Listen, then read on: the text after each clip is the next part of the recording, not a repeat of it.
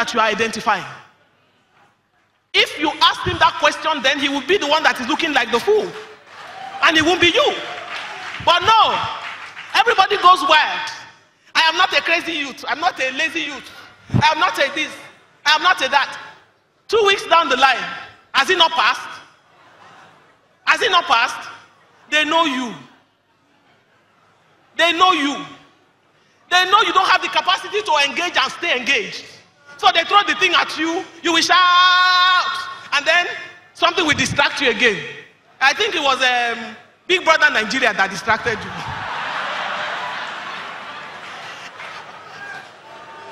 And you have moved on to something else. Has anything changed?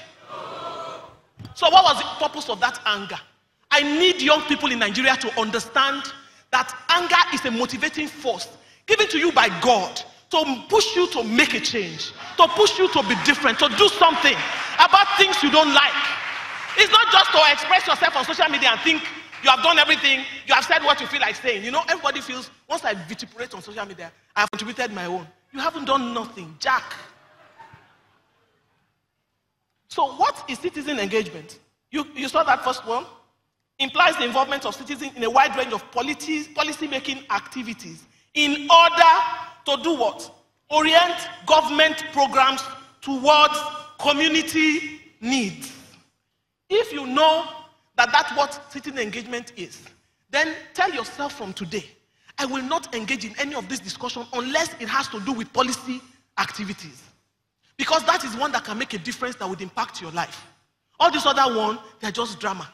And you are just being carried away by their script.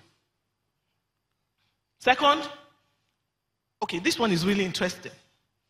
Civic engagement or civic participation, according to the American Psychological Association, is individual and collective. It didn't just say just something. It says it's individual. That means each and every one of us has a role to play here.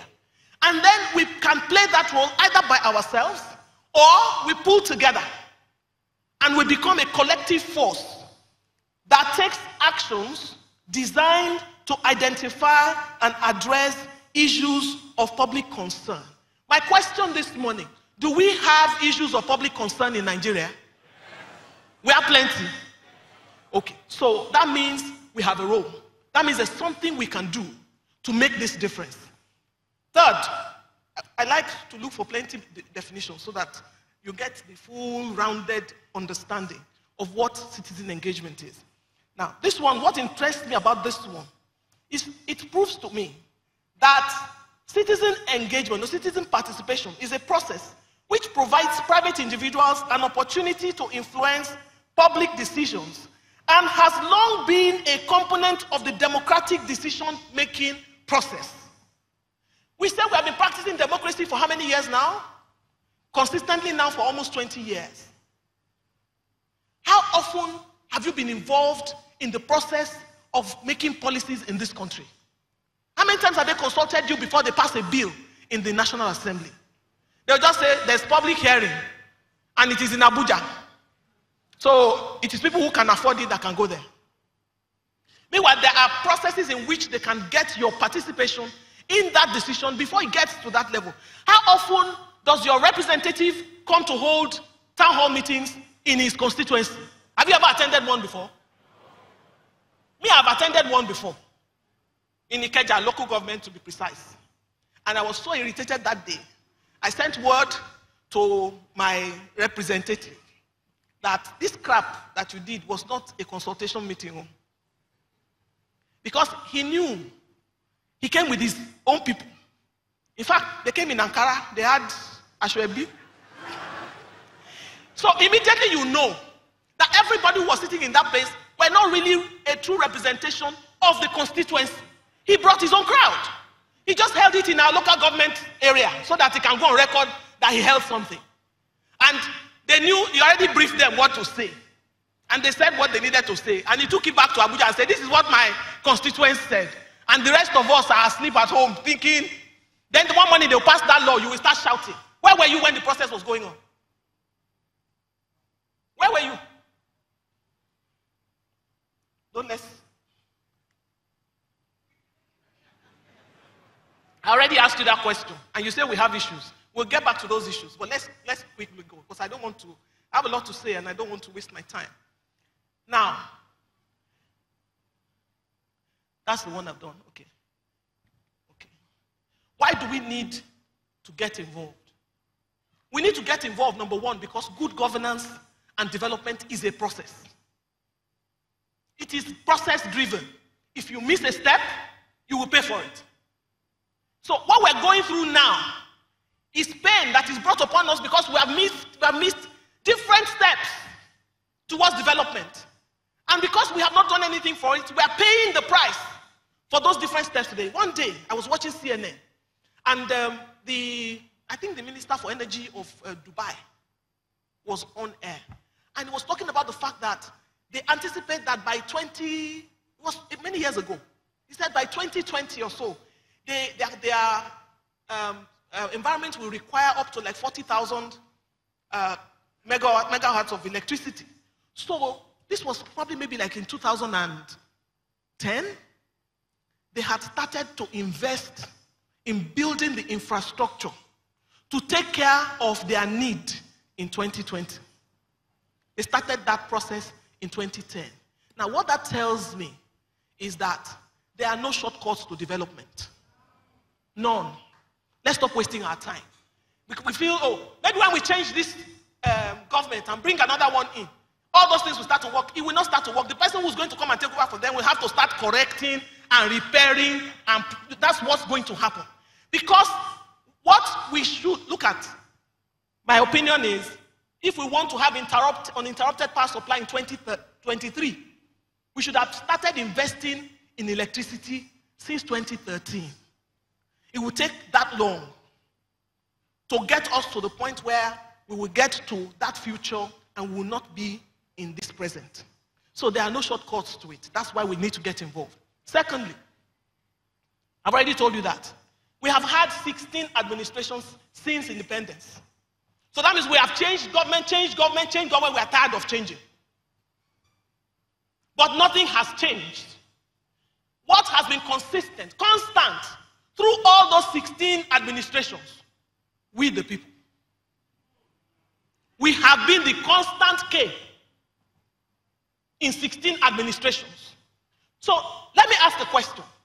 If I change something, I do something a particular way, change it, and I don't see a different result, shouldn't I go and query my beginning? What it tells me is that we, just like Pastor Adebayo said, we, the followers, are the problem. It's not just the leadership. It's the followership, because we are the constant in these different administrations. Maybe if we change the way we behave in this administration or the next one, maybe we'll see a difference. But if we keep acting the way we've been acting for 16 administrations back, there's not going to be any change in the 17th. Trust me. Okay, nobody agrees with me on that one. Okay. So, if we don't change, nothing is going to change. So we, the people, are the ones who need to change.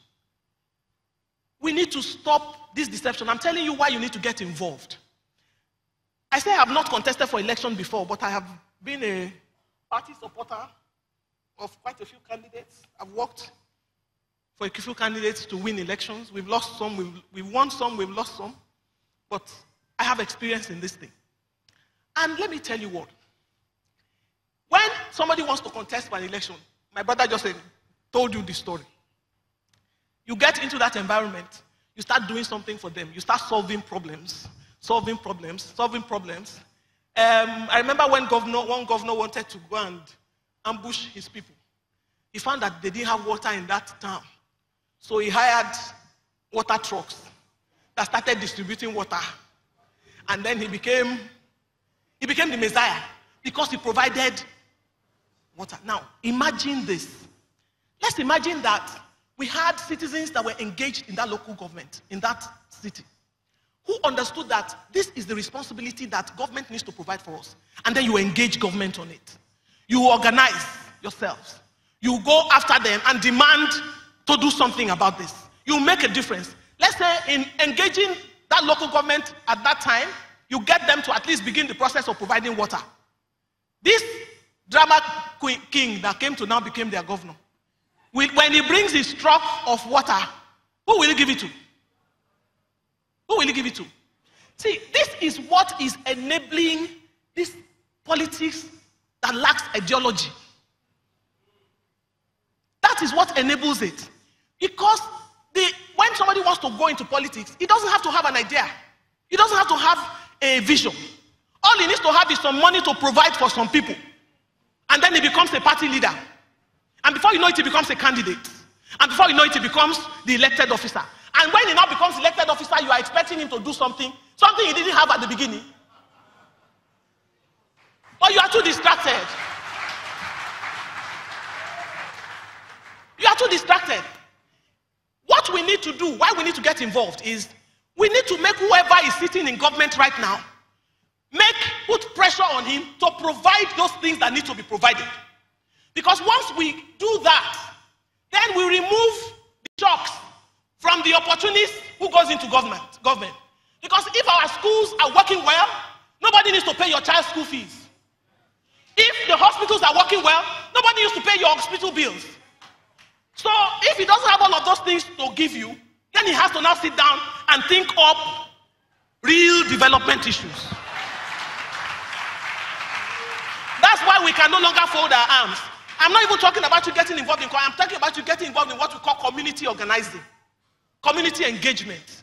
We need to rise up and make the people who sit in positions of authority, make them do the work we send them there to do. You think once you have put them in there, they will be nice. And then they will know that that's what you send them there to go and do, so they will do it. Joke. It's not even them. It's the people who surround them who will not make it possible for them to see you. Unless you get up and you too become one of those people who surround them.